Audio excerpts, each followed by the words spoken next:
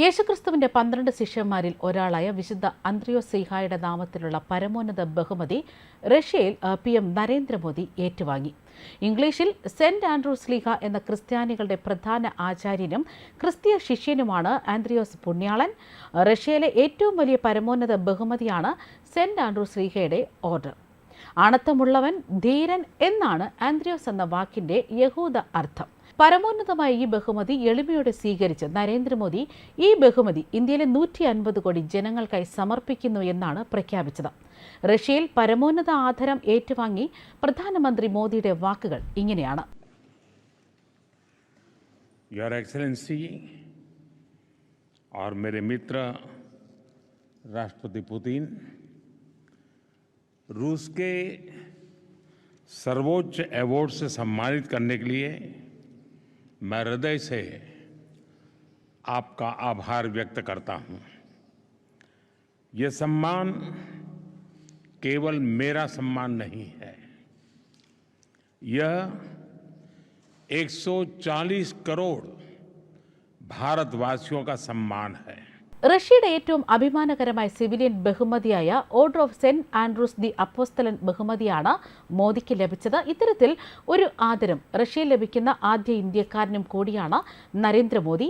റഷ്യയും ഇന്ത്യയും തമ്മിലുള്ള പ്രത്യേക തന്ത്രപരമായ പങ്കാളിത്തം വികസിപ്പിക്കുന്നതിനും ഇരു രാജ്യങ്ങളും തമ്മിലുള്ള സൗഹൃദ ബന്ധം വളർത്തിയെടുക്കുന്നതിനും പ്രധാനമന്ത്രി മോദിയുടെ വിശിഷ്ടമായ സംഭാവനകൾ പരിഗണിച്ചാണ് ഈ അവാർഡ്.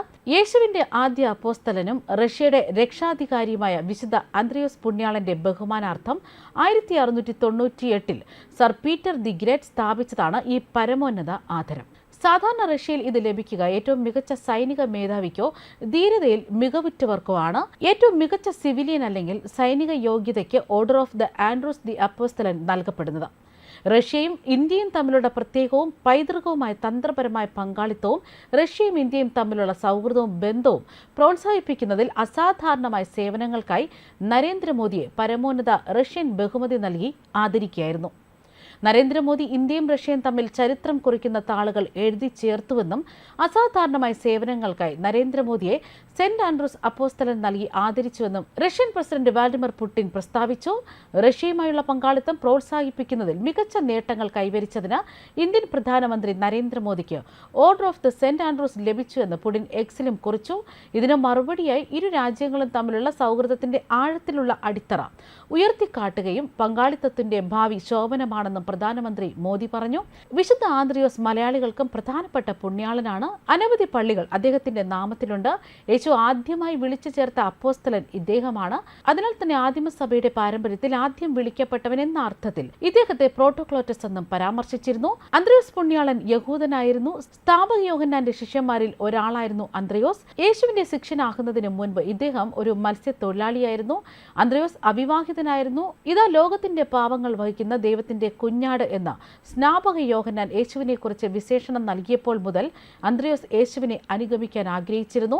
യേശുവിനോടൊപ്പം ഒരു ദിവസം താമസിച്ചതിന് ശേഷം അന്ത്രയോസ് പത്രോസിന്റെ അടുത്തെത്തി അദ്ദേഹത്തെ യേശുവിന്റെ അടുക്കലേക്ക് കൂട്ടിക്കൊണ്ടുപോയി. വരൂ, നിങ്ങളെ ഞാൻ മനുഷ്യരെ പിടിക്കുന്നവരാക്കാം എന്ന് ഉദ്ധരിച്ചുകൊണ്ട് യേശു തന്റെ പ്രഥമ ശിഷ്യന്മാരെ തിരഞ്ഞെടുക്കുമ്പോൾ അന്ത്രയോസും അവരോടൊപ്പം ഉണ്ടായിരുന്നുവെന്ന് വിശ്വസിക്കപ്പെടുന്നു. 5 അപ്പത്താൽ യേശു 5000 പേരുടെ വിശപ്പടക്കുന്ന സംഭവത്തിൽ ജനക്കൂട്ടത്തിൽ ഒരു ബാലന്റെ പക്കൽ അപ്പമുണ്ടെന്ന് യേശുവിനോട് അറിയിക്കുന്നതും അന്ത്രയോസാണ്.